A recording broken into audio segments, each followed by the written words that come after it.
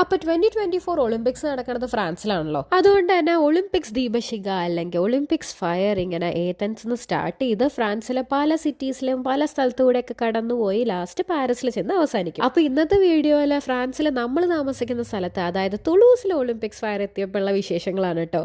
ഈ ഫയർ കൊണ്ടുപോകുന്ന വഴികളൊക്കെ ഒബ്വിയസ്ലി ബ്ലോക്ക്ഡ് ആണ്. അപ്പോൾ വണ്ടികളൊക്കെ നമ്മൾ ദൂരെ പാർക്ക് ചെയ്ത് നടക്കുക ചെയ്യണേ. പോലീസ് വണ്ടികൾക്ക് മാത്രമേ മോസ്റ്റ്ലി ആക്സസ് ഉള്ളൂ. ഈ കൊണ്ടുപോകുന്ന വഴികളുടെയൊക്കെ രണ്ട് സൈഡും അത്യാവശ്യം നല്ലോണം ആൾക്കാരൊക്കെ കൂടി നിൽക്കുന്നുണ്ട്. അപ്പോൾ ഒന്നില്ലെങ്കിൽ ഇതുപോലെ റോഡ് സൈഡിൽ നിന്ന് ഫയർ കൊണ്ടുപോകുന്നത് കാണാൻ പറ്റും. അതല്ലാന്നുണ്ടെങ്കിൽ വൈകിട്ട് ഒരു ലാർജ് സ്കെയിലിൽ തന്നെ ഇവരൊരു ക്ലോസിംഗ് സെറിമണി പ്ലാൻ ചെയ്തിട്ടുണ്ട്. തുളൂസിലെ ഫേമസ് ആയിട്ടുള്ള സ്റ്റാഡ് തുളൂസിയൻ എന്ന് പറഞ്ഞൊരു റഗ്ബി ക്ലബിന്റെ സ്റ്റേഡിയം ഉണ്ട്. അപ്പോൾ അവിടെയാണ് ഇവന്റ് നടക്കാൻ പോണത്. ലൈഫിൽ എപ്പോഴും കാണാൻ പറ്റുന്ന കാഴ്ചയല്ലല്ലോ. അതുകൊണ്ട് തന്നെ നമ്മളും വിചാരിച്ചു സ്റ്റേഡിയത്തിൽ പോയി തന്നെ അത് കാണാന്നുള്ളത്. അപ്പോൾ സ്റ്റേഡിയത്തിലെ ബാക്കി വിശേഷങ്ങളൊക്കെ ആയിട്ട് നെക്സ്റ്റ് വീഡിയോയിൽ കാണാം. അപ്പോൾ 2024 ഒളിമ്പിക്സ് നടക്കുന്നത് ഫ്രാൻസിലാണല്ലോ.